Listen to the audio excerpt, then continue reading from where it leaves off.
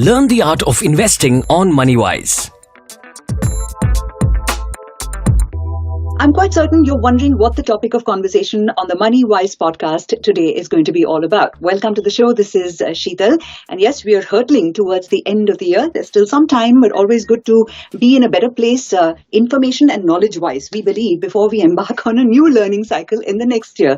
So we've decided to focus on a subject that I think a lot of you have come across, but maybe have questions on: target maturity fund. That is really what we're going to be diving into, the benefits of investing in this particular area. And the expert that we feature today is Mohit Beriwala, and Mohit is here to help us understand the space and also give us his wisdom on general things that we need to all know as investors, and also the kind of habits that we need to inculcate in ourselves. Because, soon you'll have to make your New Year resolutions. You might as well take a leaf or two out of his book. A bit about Mohit. He's the CEO of Shrirama International. It's a financial advisory firm. He's also the founder of Shrirama Managers LLP, which is a SEBI-registered portfolio management service company. He is also quite into reading, a fitness enthusiast, and a techie. That has my ears perked, but here we are about to actually dig into his wisdom in the area of finances. So thank you so much, Mohit, for joining us on the Moneywise podcast, and welcome to the show.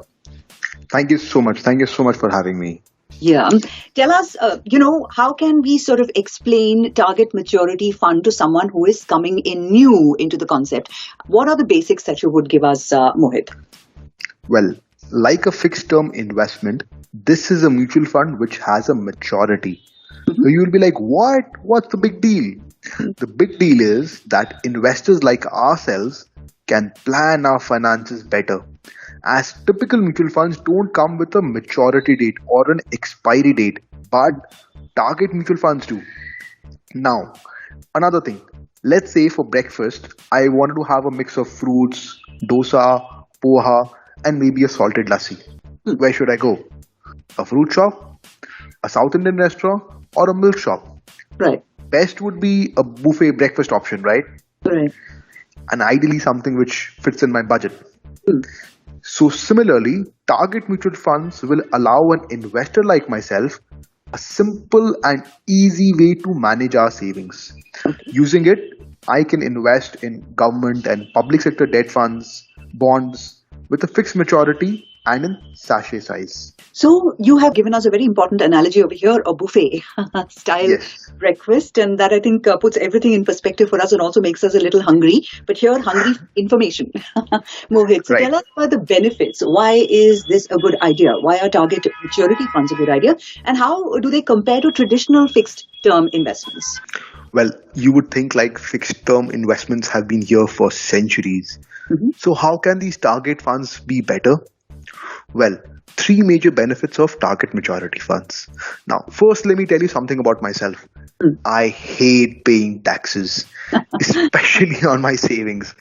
Now, this traditional option has me paying full tax on the interest.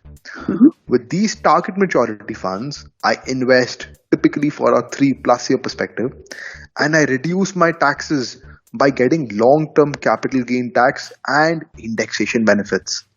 So basically, I am paying lower taxes, much lower. Okay.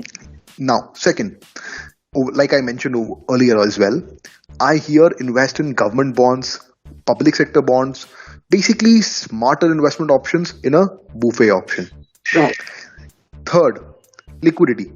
Now, if I were to put my money for, let's say, 4 years and I need a small portion of it back in the middle, what do I do? Right. In a traditional option, I would have to break the entire corpus, but here in target maturity funds, I can withdraw in multiples of rupee 1. Okay. Additionally, investments are in sachet size, start at 5,000 onwards. Okay. Now, one last bonus. RBI has been increasing interest rates left, right, and center. But the traditional options have been far lagging behind. I can take advantage of higher interest rates without changing my bank account. No complexity, no operational hassle, just simple. You make it sound very seamless over here for all of us, and thank you for doing that, Mohit. And also, I always like bonuses. The sound itself makes me very, very happy. But to summarize for our listeners, the advantages or benefits of considering target maturity funds: A, there is of course lower taxes. You get to take advantage of indexation and also capital gains, long-term capital gains benefits. And it's also smarter options on account of you having several buffet-like things to choose from. Liquidity, and of course, being able to take advantage of the rising interest rates is what Mohit has told us about. That really brings me to the next question. Who is this for? Because, investors, Mohit, require different types of investment options at various stages of their life. So what kind of investor do you think should be looking at target maturity funds? Target maturity funds can be suitable for all investors, but they are very specifically best for investors who are looking for predictable returns. Okay. And most importantly, they are willing to invest for the same time period as that of the target maturity fund. Okay. So, in the sense, if you are investing for 3 years only, then a 3-year target maturity fund is appropriate for you. All right. So that is a simple and direct answer to the question. Essentially, it's applicable to anyone at all. But basically, someone needs to be able to, invest for that period of the maturity is what I'm taking over here. Now, correct. And they're looking for predictable returns as well. Predictable returns. I missed that point. Yes. Excellent. You're listening to Moneywise, successful investment ideas that create wealth. Did you know? The asset base of India's domestic mutual fund industry grew by 14% since June 2021. According to AMFI, the industry's average AUM rose to 37.75 lakh crore rupees in the quarter ended June 2022 from 33.2 lakh crore rupees at the end of June 2021. Personal finance simplified, only on Moneywise. Now, what are the main points, Mohit, that investors should bear in mind when they are considering target maturity funds? Anything that you would like to call out? Limitations, risks, parameters, anything at all? Well, first, like I mentioned earlier, you have to match your retirement timeline with the target maturity funds. See, this is basically a buffet in a sachet size with tax advantage, but the timeline has to be matched. Secondly, interest rate risk is always there. So please do not speculate. Keep the duration low. And third, you need to speak with your financial advisor and check whether this fits into your financial plan.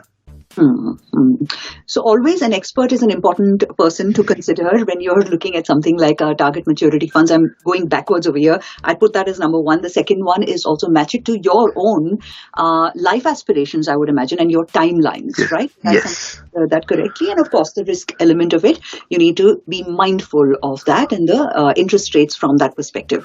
Finally, now here is where we step out of the general world of target maturity funds and look at general investment mantras. Mohit, you've been doing this for a long period of time, and I'm sure you've collected pieces of wisdom and you've probably thought, if I had to tell somebody this is what they need to think about, I would have said this. And here's your opportunity to actually put it in voice for posterity. What are these investment mantras that you personally swear by? First, money saved is money earned. We've heard the story of the ant versus grasshopper. Okay. Second, make your money work as hard as you do. I'll give you the image of you at work and your money at a movie hall, enjoying yourself. You don't want that, right? Correct. Okay. Yeah. Third, discipline of staying invested is very important.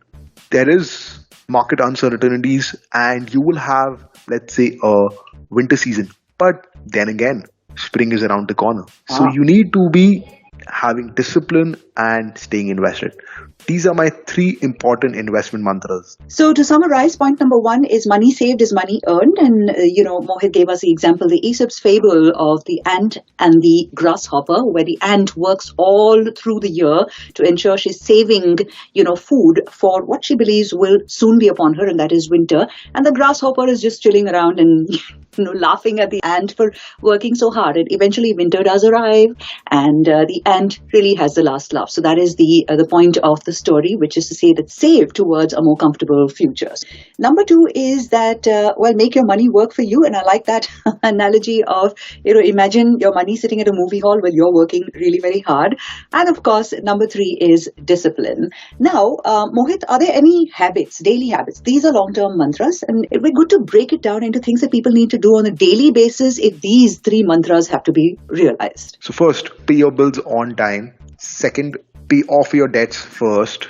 Third, create an emergency fund. And fourth, make sure they're adequately insured. And the last thing, start investing for your goals. If you don't save for it, no one will. No one will. Yeah. So the entire gamut of information towards being a wise investor has been handed to us by Mohit in a very interesting fashion on today's Moneywise podcast. And we've also understood target maturity fund. That was the whole purpose of getting him on air as well. One last question for you, and this has got to do with a personal, piece of advice that you might have got from a senior in your own life, maybe when you were a child, like a relationship with money advice. What's your relationship with money, and what's the advice that has motivated you to keep on that path, Mohit? My relationship with money is, it's nice to have, but that's not the necessity thing. So I inculcate money as giving me a freedom to choose multiple options. So I consider that. Yeah. And the best advice which I have got is, just because you've got money doesn't mean that you need to buy it. Money is what you don't have. So if you buy a car, that means you don't have money anymore. That money is with the car dealer. Oh, okay. This is scaring me a little bit because I was thinking of going shopping after this, Mohit, and you've just told me I can do better things with my money, right? Make it actually make more money. So this is a good way to go. Absolutely. And thank you so much for that piece of wisdom and for joining us on the Moneywise podcast. A very interesting conversation. Thank you so much for doing that. Thank you so much. You're listening to Moneywise, brought to you by IDFC Mutual Funds. Check out the rest of our series for more investment advice. Mutual fund investments are subject to market risks. Read all scheme